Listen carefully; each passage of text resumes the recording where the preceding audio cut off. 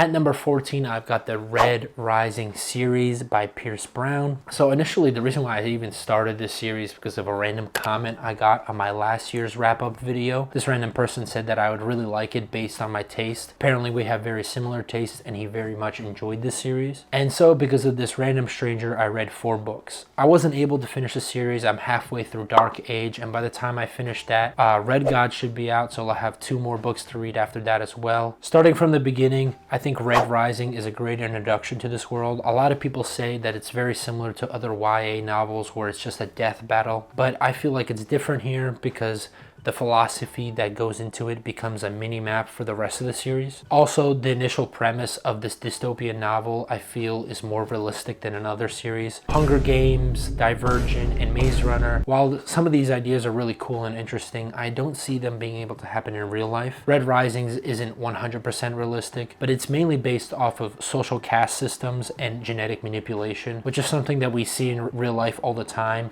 India is a perfect example for a caste system, and genetic manipulation has happened in the past. We see people that live in hotter environments and colder environments slowly become more adapted to that. So in a futuristic sci-fi setting where they're able to manipulate the genes 100 times fold, I could see how that could stagnate a social hierarchy. I'm also glad that the main character isn't prophesized to become the guy who overthrows the government or some big leader born into this world, but he's just the perfect key to break this system. And later on in the books, they rewrite his history to make him look like he's some kind of destined hero, which is something that also happens in real life. I'm not saying Red Rising is some kind of hard sci-fi, but I do appreciate the little bit of effort put in that it makes it more realistic than the other books. And I'm also not saying that those other books are bad. I enjoyed some of those, especially the Maze Runner series, even though it's very ridiculous. I think Red Rising also has a really good sense on philosophy when it comes to individualism, democracy, and one's overall moral state. Often these series have very black and white characters, and throughout this book series, you have very much gray character after gray character, and they're put in situations where they have to decide whether they want to do something right or they want to do something wrong. And Red Rising is a great gateway into a world like that. Golden Sun takes that up to the next notch. It brings it into the real world where our characters actually have to go out and do what they learned in the first book. Like I mentioned in my Brandon Sanderson review of Alloy of Law, Brown is for the most part able to keep guns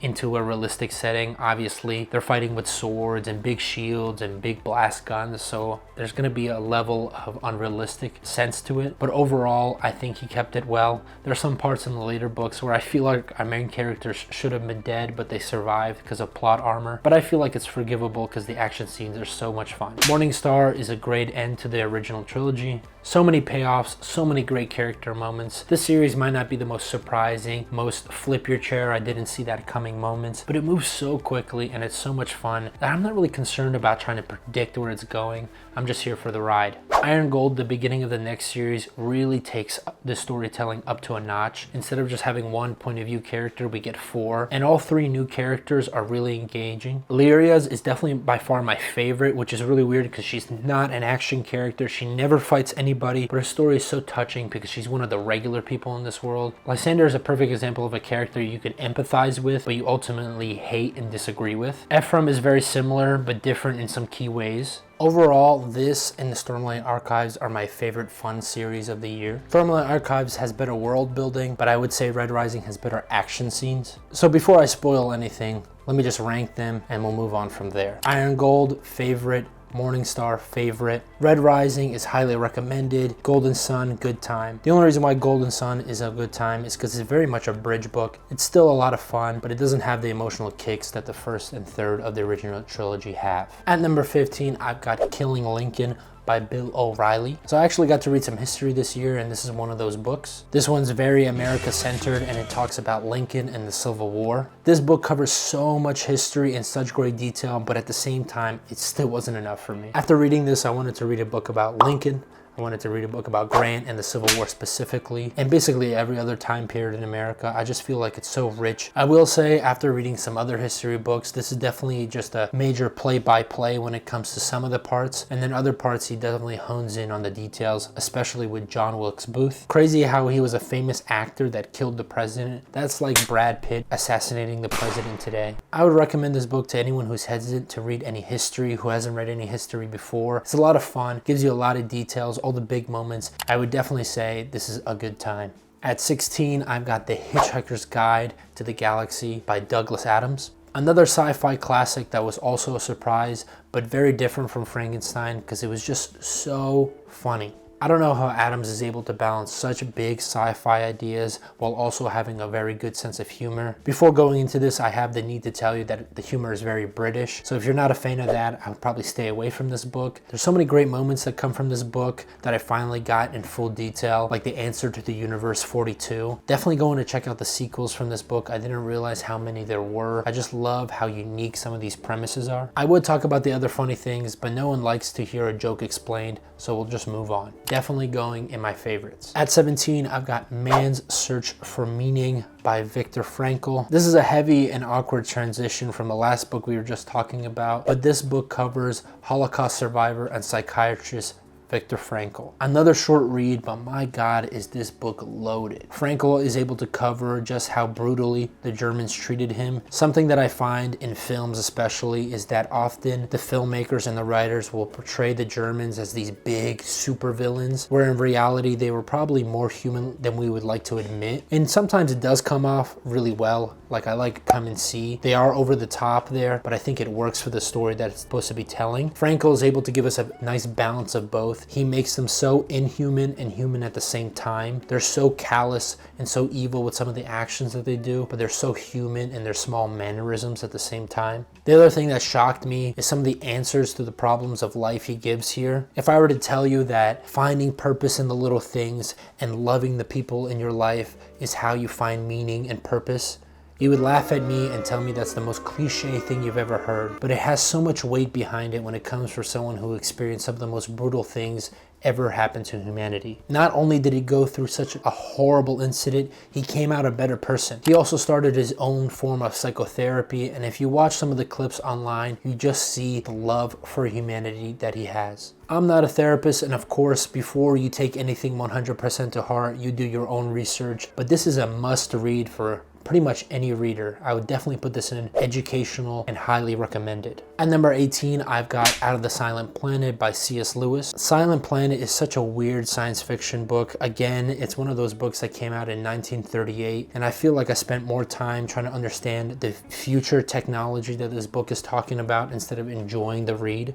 I also feel like it's one of those classics that just does not hold up with modern styles and speeds. This is not a long book at all, but it took me multiple sittings to finish it. And I think I'm going to stick away from Lewis's sci-fi books and Narnia for now, and I'm going to stick more to his philosophy stuff. I would put this in the if you feel the need category. At number 19, I've got Notes from Underground from the man himself, Fyodor Dostoevsky. This man needs no introduction in the book world or the regular world. He has had such a large influence on literature, especially Western literature. It's funny that this originally came out in 1864, which is when Lincoln was fighting the Civil War, and he was writing this book. I never thought the two were around the same time. And that's the great part about learning about history, is you see the connections. Basically, the opposite of what happened in Killing Lincoln happens in this book. The 1800s was a very different place, and in that book, you spend a lot of time seeing the differences. But here in Notes from Underground, you see the similarities of how people used to think and how it's very similar to how we think now. I would say this kind of thinking has increased now, this very cynical, self-loathing, but also at the same time very prideful and arrogant kind of thinking has grown in modern times.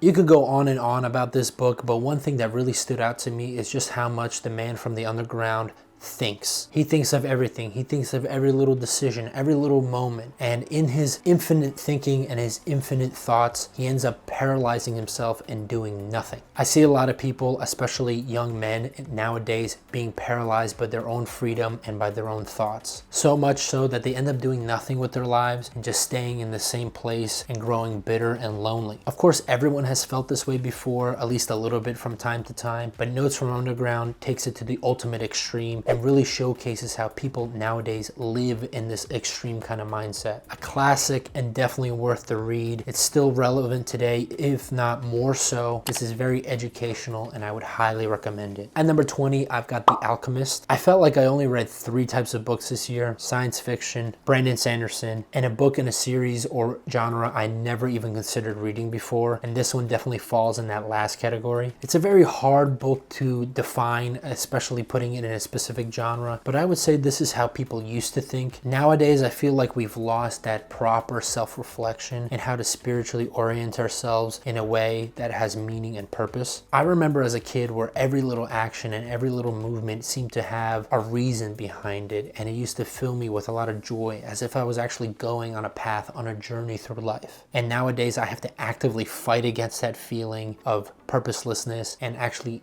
engage with life in a meaningful way. And it comes from people in places you wouldn't expect. You would think other religious people or other people that enjoy art would find a lot of meaning and purpose in life, but there's just so much nihilism that exists in this world today that it's really hard to even find other people that aren't stuck in that trap. And this book, even if it's for a brief moment, gave me that feeling of growing up. It talks about how important dreams are, that you're heading somewhere, and it has just this whimsical enjoyment of life that I wish I had more. I know that sounds pretty mushy and emotional, but that's kind of the point. I will be checking out more by this author, and hopefully that enjoyment I got out of this one continues. I would put this in highly recommended. Number 21, I've got The Problems of Philosophy by Bertrand Russell. Right off the bat, I will say this book is not for everyone. It's one gigantic philosophy pill, and it's hard to swallow even with a cup of water. The breakdown on what Russell finds important in philosophy becomes very simple at the beginning, but then grows ever more complex as he moves on from the basics. One thing that I felt like I actually understood and took away from this book is that oftentimes people talk about a theory where even our own senses are untrustable, our sight, our hearing, and Russell agrees that yes, our senses are not trustable by any evidence, but so is the fact that there's no evidence towards that we can't trust them. So there's no evidence to trust them, and there's no evidence to not trust them.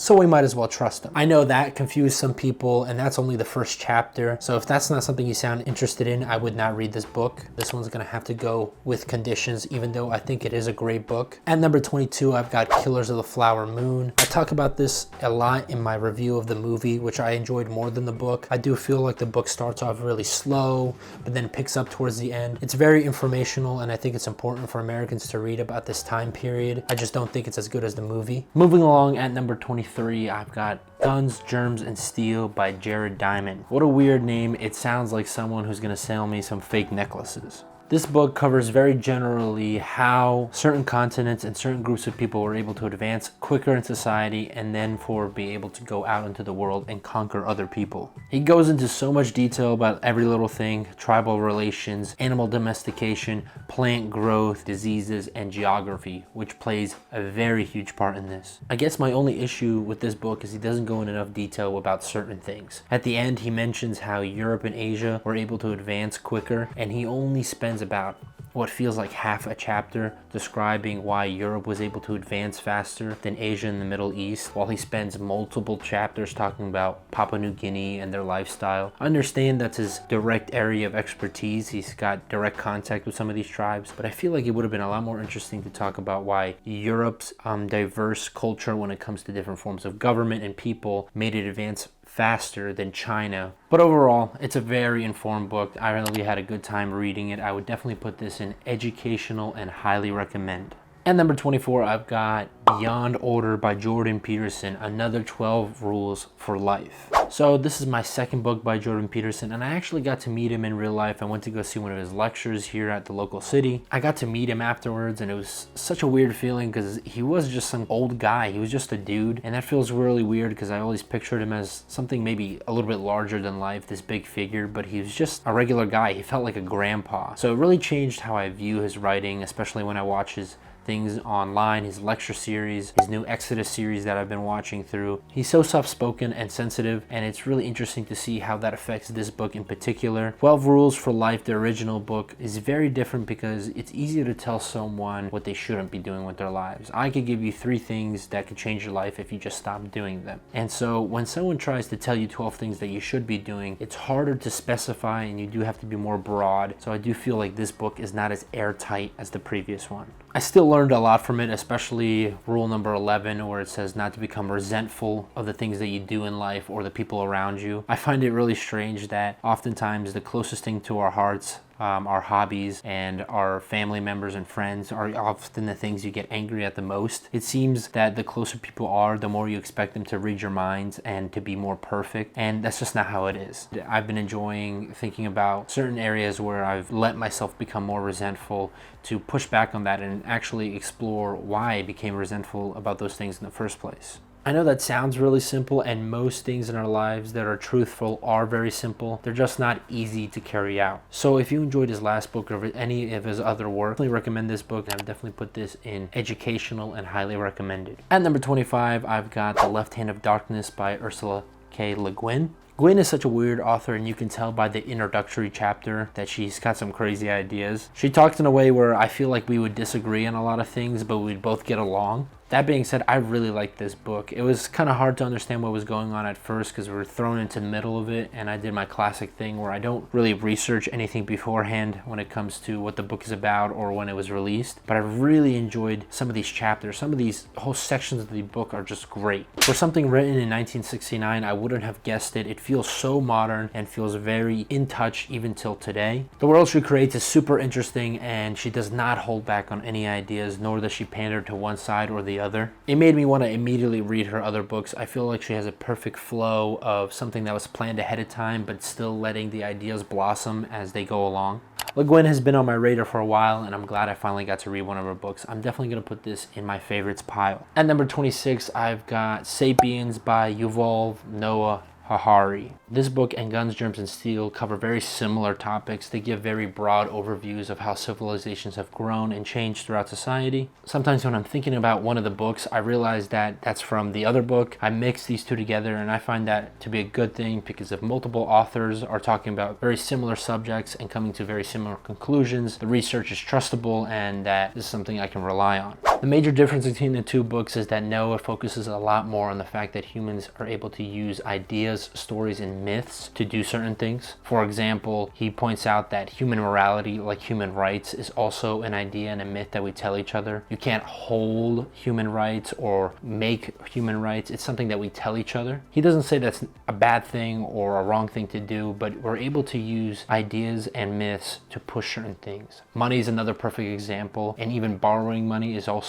an idea, betting on the future, which is extremely unique to human beings. So I like, as he moves through different societies during different time periods, he talks about different ideas that push the society to more advancement than other ones. One thing that he pointed out is that civilizations often have two contradicting ideas working against each other. And in America, he brought up that we value freedom and equality. Obviously, with ultimate freedom, no one would be equal, and in ultimate equalness, no one would be free because they would all be the same. So he points out that civilizations throughout history have had this problem where they hold two values at the same level and they have to square it off. He takes it from a very scientific, physical perspective, and that's the part that really stuck with me. The ending, really creepy, really scary. He starts talking about where humans might advance when it comes to certain technology and certain ideas that are growing in the modern age. This is definitely educational and very highly recommended from me. So at 27, I've got Friends, Lovers, and the Big Terrible Thing by Matthew Perry. Rest in peace. Of course, after hearing the tragic death of Matthew Perry, I ran to this book. It's been sitting on my shelf for a very long time, and I quickly read it. I know nowadays it's kind of cool and popular to hate on the show, and I do sometimes, just in a joking fashion, but it really does have a certain level of nostalgia. Chandler was always my favorite character, right up alongside Joey, and so when I found out he came out with a book, I wanted to read and find out more about it, and oh boy,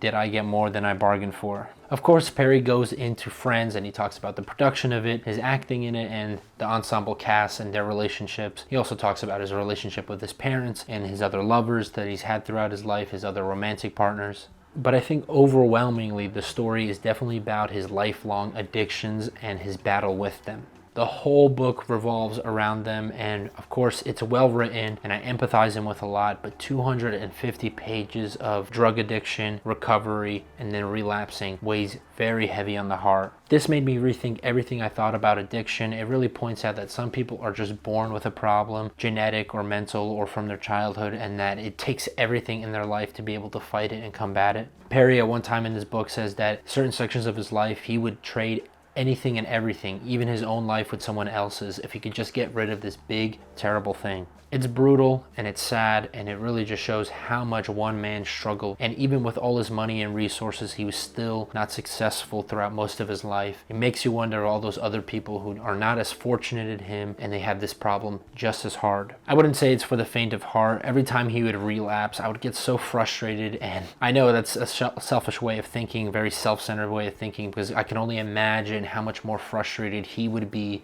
with every time he relapsed in his own life. But my favorite parts, surprisingly, is when he talks about his childhood with his parents and random weird funny things I didn't know about him, like that he was a tennis player, almost Olympic level. Overall, it's not for everyone. Like I said, it's very heavy, especially in the middle section of it, but I would definitely put this with conditions. And number 28, I've got Wool by Hugh Howey. Switching back to good old sci-fi, this was a great read. Howie really thought about all the small details in this world that he made, and that was one of my favorite parts about it. Every time I had a question about something, slowly throughout the story, a character would reveal this, or a big moment would reveal that. Juliet is one of my favorite characters of the year. I feel like she's very well written. She's very likable, but she is still confident and assertive, which is rare to be able to balance. And so all the struggles she goes through, all the trials she goes through, you're right there feeling for her, wanting her to succeed. Authors, not just in books, but in movies and TV shows, feel the need to make female characters very girl bossy instead of just letting them be confident and have hobbies and interests and intellect that are able to get certain problems solved. That's probably one of my other things that I really liked about the book, is that the silo is a very specific environment, and you put yourself in this world and you think,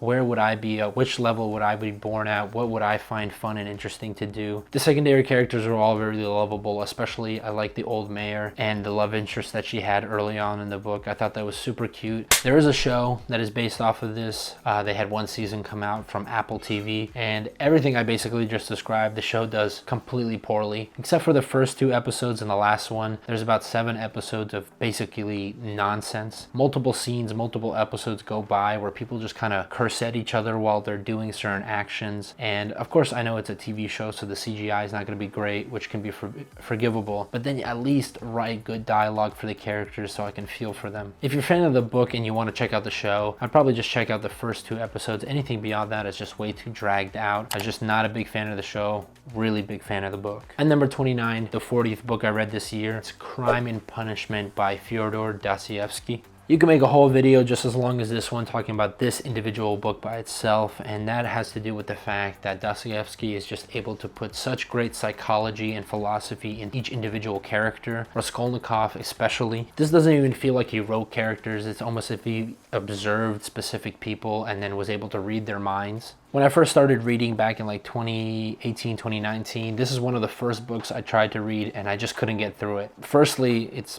I don't know if you can see in the video, but the text here is just so tight. This book is so small, which just shows the importance of getting proper reading material, especially for a very psychology heavy book like this. And secondly, I would say, if you don't have a basis of other literary works, you won't know the creativity or understand what Dostoevsky is trying to do with these characters. Raskolnikov is a very troubled character, and he doesn't have just 1 or 2 ways of being able to tackle him. There's a real spider web of ideas that come out of him, and that's the real problem when it comes to reading something like this. It's not a 1-note or a 2-note kind of very overarching themes that are directly told to the character. Most of the time we're left with the pieces on the board ourselves and we have to put them together. You could really tackle this from so many different angles. You can interpret it this way, you can interpret it that way. I read somewhere that Dostoevsky specifically wrote this character to have every single kind of motivation anyone could have for killing someone. And I think at large he succeeds at that very excellently. This is something I will definitely be checking out in the future. It's one of those books that you read multiple times throughout your life and you're able to compare the text on how you interpret it in different sections of your life. It's almost like a timepiece for your own psychology and your own philosophy throughout life. It's also a great tape measure for the world around us, especially because a lot of the characters here, their psychology and their way of thinking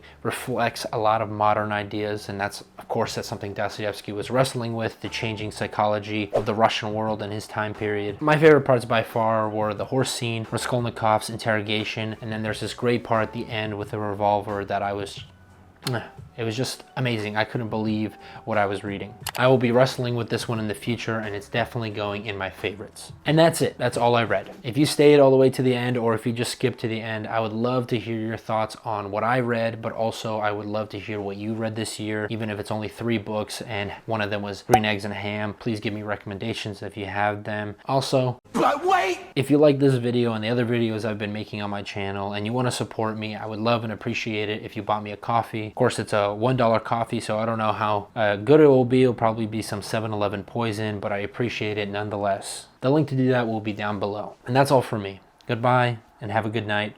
Hope to see you soon.